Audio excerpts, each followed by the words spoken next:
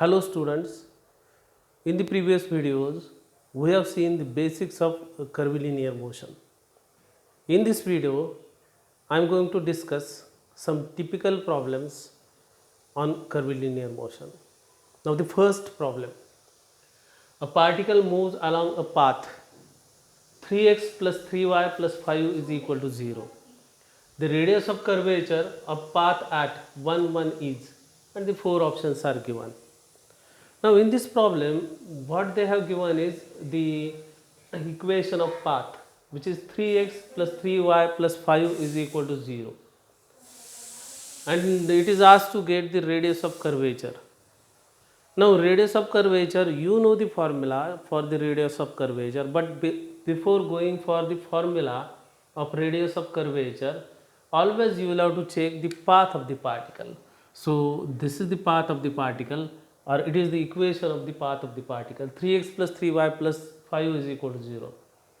If you observe this equation, you can see that degree of x and y both is 1, and it is the equation of type ax plus by plus c is equal to 0, which is the equation of a straight line.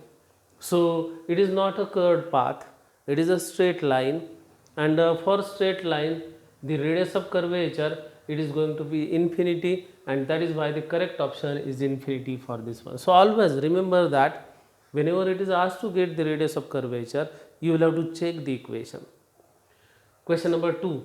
A particle moves along the curve y square is equal to 9 minus x square with constant speed of 4 meters per second. The radius of curvature of the path is. Now again a similar type of question, but here they have given this equation as the equation of path. Y square is equal to 9 minus x square. Now degree of y is 2, degree of x is 2, and which is going to be an equation of a curved path, isn't it? But again, if it is the equation of a curved path, always you will have to check the type of equation which is given over there.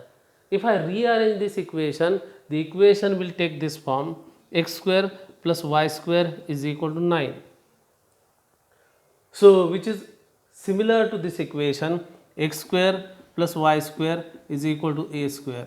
And if you remember, or if you recollect, it is an equation of a standard circle. Now you know the standard circle. Standard circle is a circle having its center at the origin and radius is equal to a.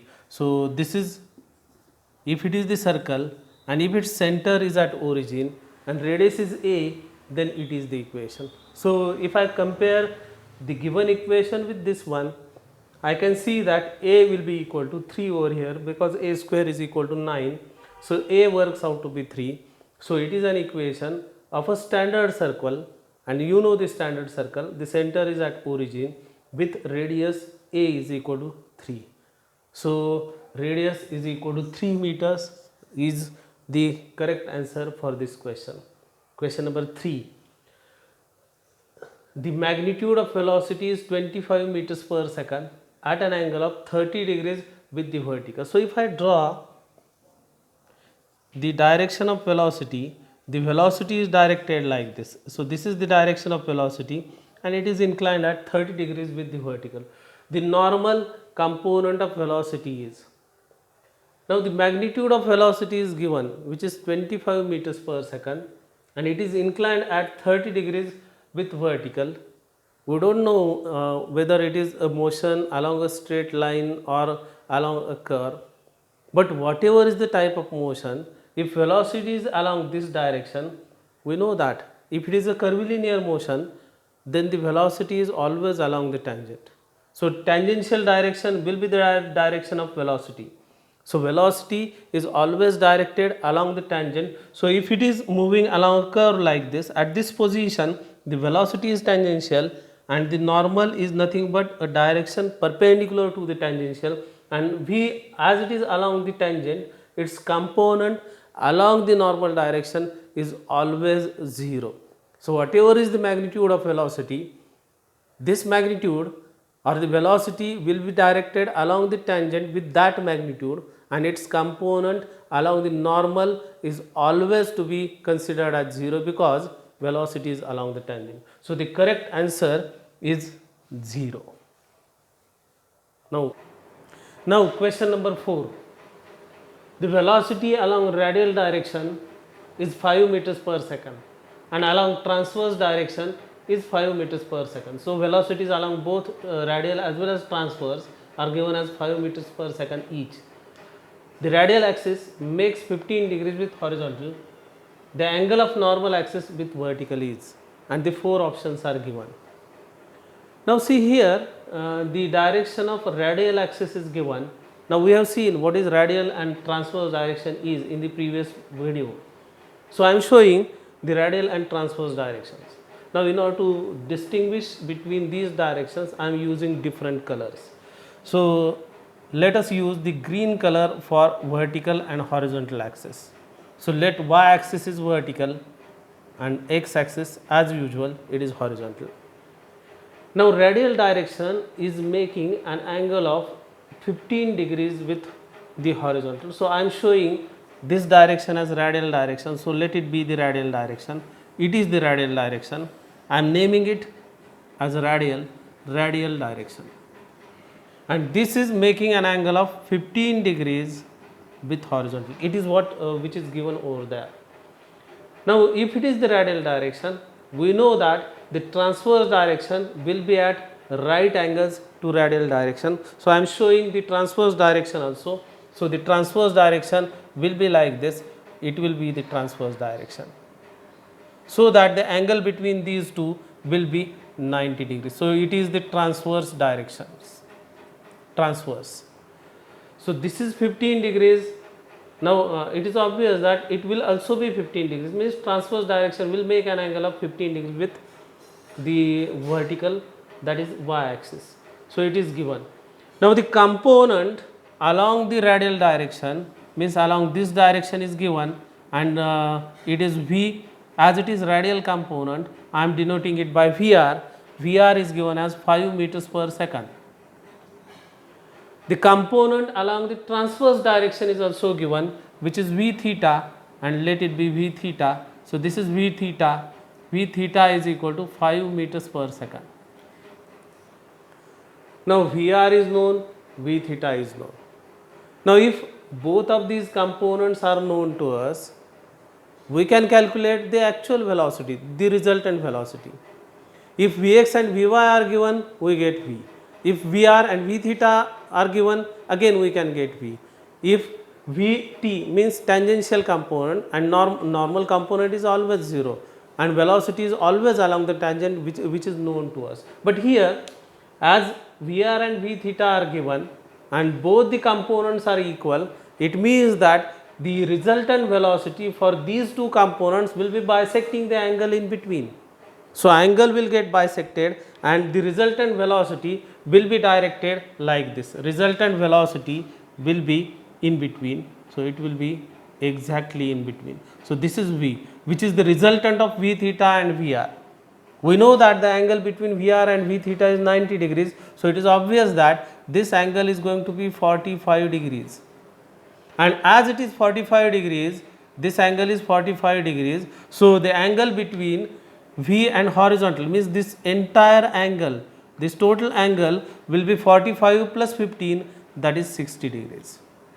So 60 degrees is the angle made by the velocity with the horizontal. Now, but it is not asked, it is asked to get the angle made by the angle of normal axis with the vertical.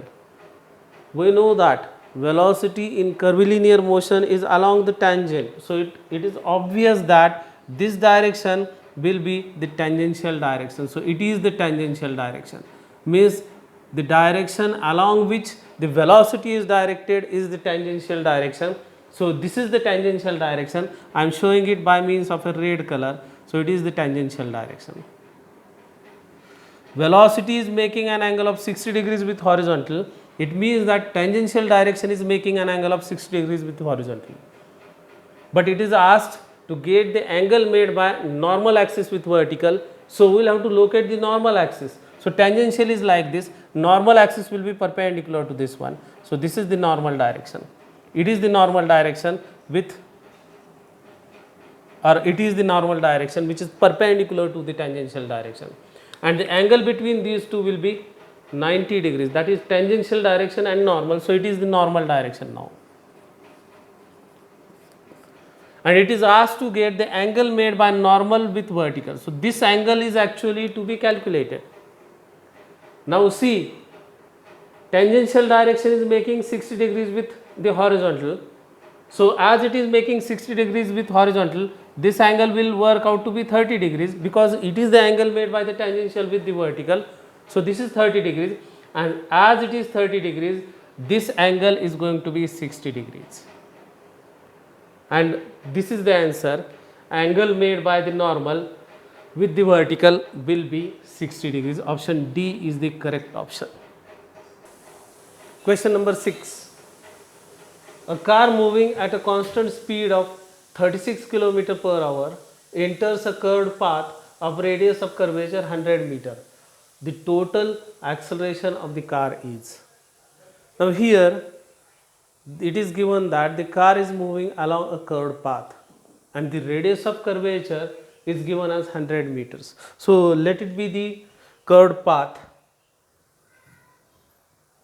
The radius of curvature is 100 meters.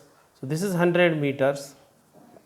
Let it be the center, and the car is moving at a constant speed.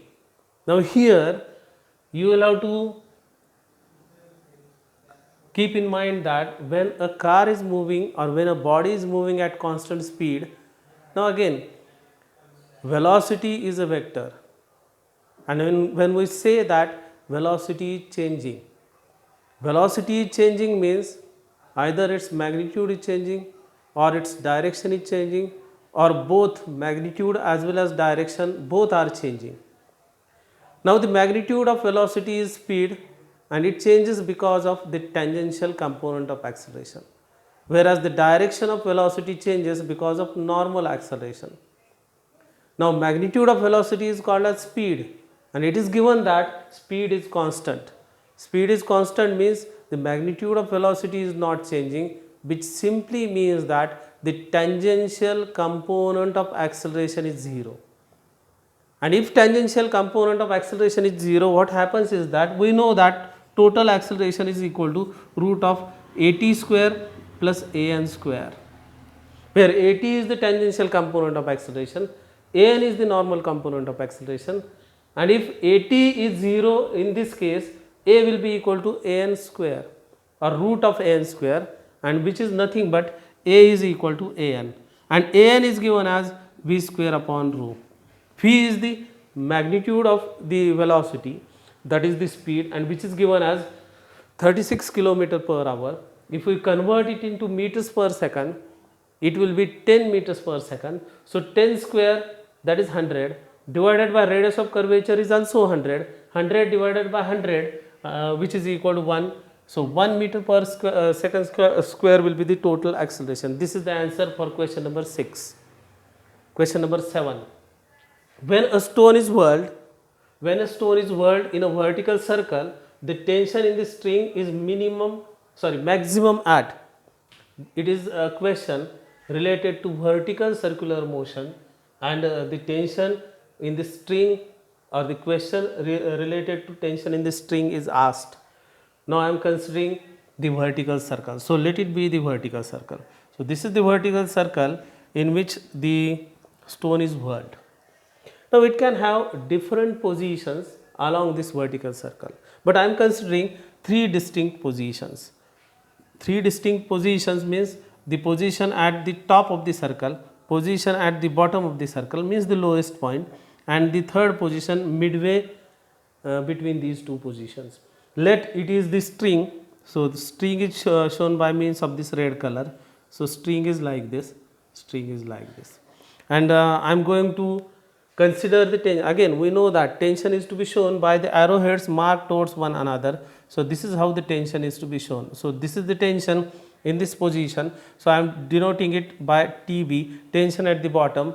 Now the tension in this position I am showing it as tension at the top. So TT, tension at the top, and here the tension in the string when the body is midway between, so let it be Tm. So TB, TT and Tm, these are the notations which are used by me to indicate the tensions for these different positions. Now again, if I draw the free body diagram for this stone at this position, the forces acting on the stone are, its weight will be acting downwards, which is mg, whereas the centrifugal force will also be acting in this direction, which is mv square by r. If r is the radius, it will be mv square by r, and this its direction will be in the same direction as that of the weight of this stone. So both are directed like this. And if I want to get TB, now we know that the stone is in equilibrium in this position, and TB will be equal to mg plus mv square by r. Now let us go to this position. Now here the centrifugal force will be directed away from the center, and it will be mv square by r like this, whereas weight of the stone will be acting as usual in downward direction, which is mg, and the tension in this position, it will be given as Tm is equal to mv square by r. Now weight of the stone which is acting vertically downwards will have no component along this horizontal direction, and that is why Tm is equal to mv square by r. Now if we go with the third position, that is the topmost position, the forces acting are mv square by r, that is centrifugal force, will be acting outwards, and the weight will be acting in downwards.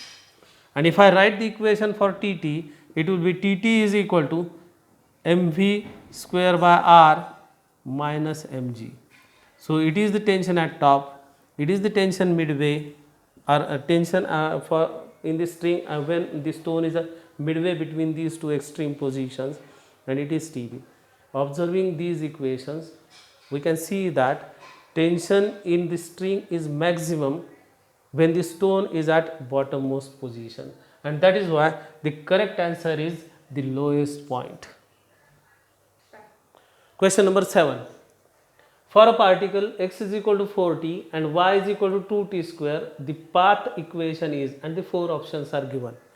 Now here the particle, its path equation is asked, and what they have given is x is equal to 4t and y is equal to 2t square.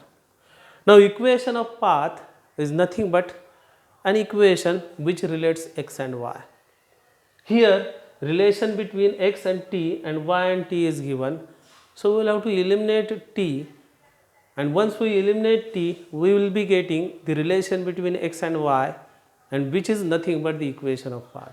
And for that, what I am doing is that x is equal to 4t, therefore t is equal to x divided by 4, and if I substitute it over here, then I will be getting the equation as, so I am substituting it over here. So y is equal to 2 times t square, that is x by 4 the whole square, so which will be equal to 2 times x square divided by 4 square is 16, so this is y, so therefore x square is equal to 8y will be the correct option.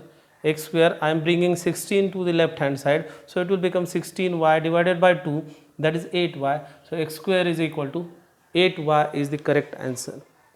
Now question number 8. A particle moves along the path y is equal to x square minus 4x plus 100 if Vx is equal to 4 meters per second, value of Vy at x is equal to 16 meter is.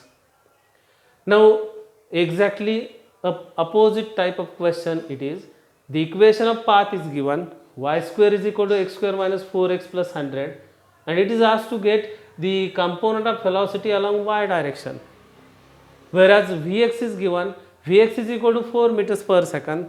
Now again t is not involved over there, it simply means that x component is constant, which is 4 meters per second. Now in such cases what you are supposed to do is that consider the equation y is equal to x square minus 4x plus 100. If I differentiate this equation with respect to t, the left hand side will be differentiating it with respect to t, differentiation of y with respect to t will be dy by dt, and dy by dt is nothing but Vy, because differentiation of y with respect to t is Vy, that is y component of velocity. So Vy is equal to x square, its differentiation is 2x into differentiation of x is again with respect to t is dx by dt. So 2x into Vx I am writing it as minus 4x, differentiation of x is 1, so 4 into 1, and differentiation of x again is Vx, so dx by dt is Vx, and 100 its differentiation is 0 because it is a constant. So Vy is equal to 2 times x, x is given 16 meters, so it is 16 minus 4 times Vx is again 16. So Vx is not 16, it is 4, 4 into 4, so it is 16 into 12 is 32, minus 4 into 4 is 16. So now something is wrong over here. X square, its differentiation is 2x into differentiation of x is Vx, so 2 into x, the value of x is remaining 2 into 4 into 16.